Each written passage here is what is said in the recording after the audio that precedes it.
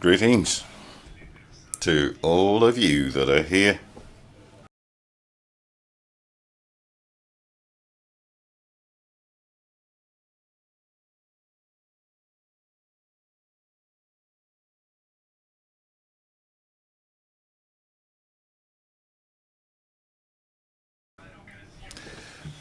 This occasion represent representing of the African Union Commission, Mr. Ajo Idran. I also salute all the people here present, leaders of the Pan-African movement across the world. First of all, I wish to express our joy and satisfaction while we are here in the company of Africa and its diaspora on the occasion of this wonderful Congress. I want to thank Togo, who is welcoming us here on its land so that we together will embrace different topics that affect Africa and its diaspora. The government of Colombia, through our President Gustavo Petro, the first government, the first progressist government of the history of our country, is very honored to be here with you. Allow me to indicate that for about 4 years we have been working to reconnect our country with Africa and its diaspora. We were in South Africa, in Kenya, in Mozambique, in Nigeria, in Ghana, and today we're in Togo for this Congress, this Pan-African Congress. We will also go to, as part of this trip, we will go to Senegal and Ghana. Colombia is a country of beauty, and it is the third country, the country that hosts the third greatest community of Afro-descendants after the USA and Brazil. Our ancestors were pulled out of Africa, but today, thanks to Pan-African fight, I'm here back to Africa as the first woman vice president of the Republic of Colombia. I'm coming back on this continent with the memory of my ancestors who are free today. Today, we have the political power in our hands in order to transform many years of injustice, of inequality, racial inequality, years of oppression and exclusion. We are going to work together during these years tirelessly to reconnect Colombia, Latin America, and the Caribbean with our mother continent, the land of my ancestors of Africa. We have challenges. They are world-level challenges, world crises that affect beyond proportion those who have been victims of colonialism, the slavery system, of racism, systematic and structural racism, challenges in terms of eradication of poverty, of hunger, and historical injustices that continue to deprive us of our human condition, Africa and its descendants. We share challenges in terms of climate change that are rooted in colonialism, slavery, racism, and patriarchy that are the fundamental basis of a killer policy that endanger lives on earth, life that is being quenched here in our common house.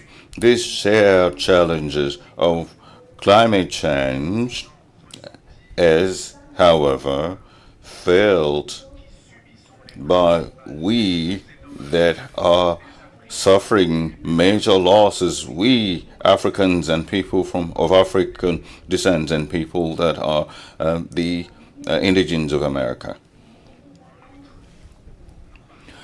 Besides, we share a great opportunity, a united Africa. Africa counts more than 50 countries, and Latin America has more than 33 countries. And we count for more than 2 billion people that have the same history.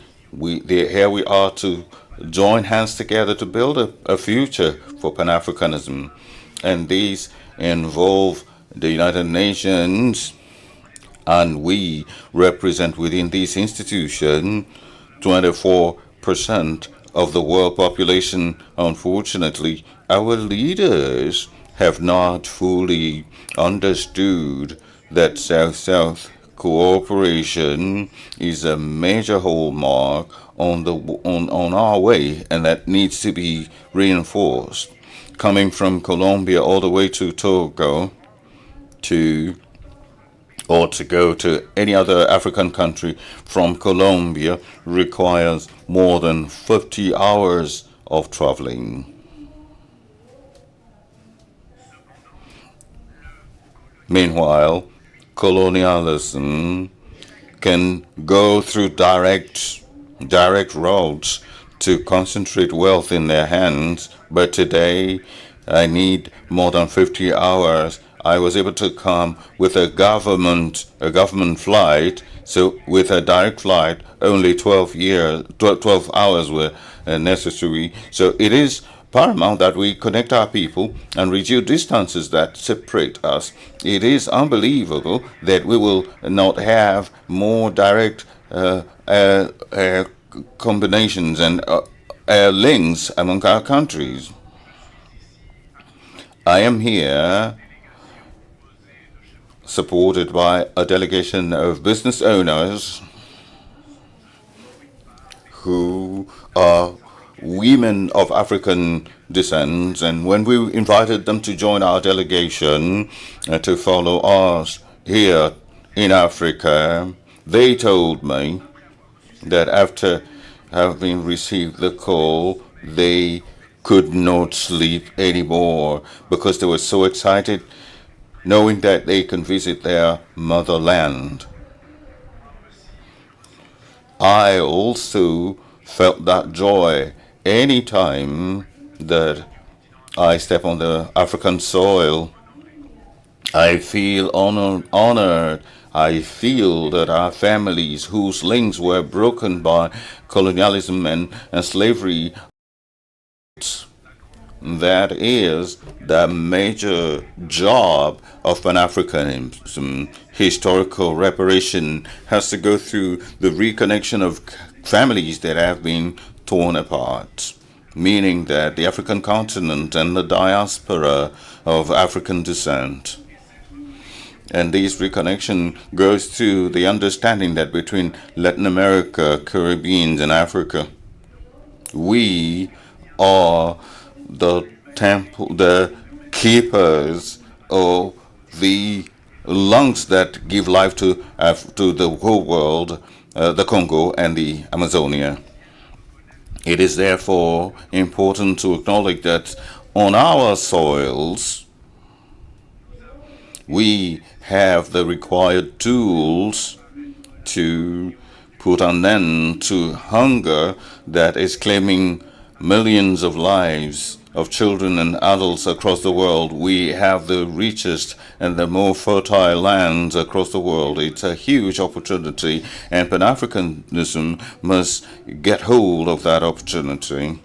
Our speeches year after year are not enough anymore. Our youth are looking up to us to move from words to action, that we open widely the doors for exchanges between our universities, that knowledge will be made available to everyone in a shared manner, that we will continue building roads of dignity for our people.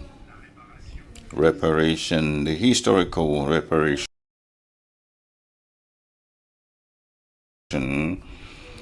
demand on us to continue working tirelessly to put an end to racism, which in the case of Colombia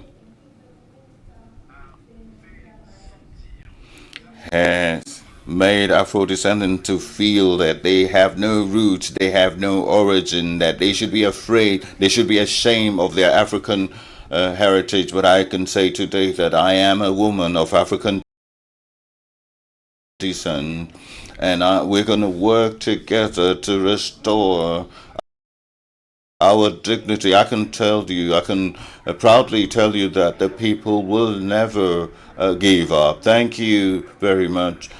The government of Colombia is committed to emancipate our people. The government of Colombia is committed to defend peace, social justice, and dignity of all people, and particularly the people of African descent.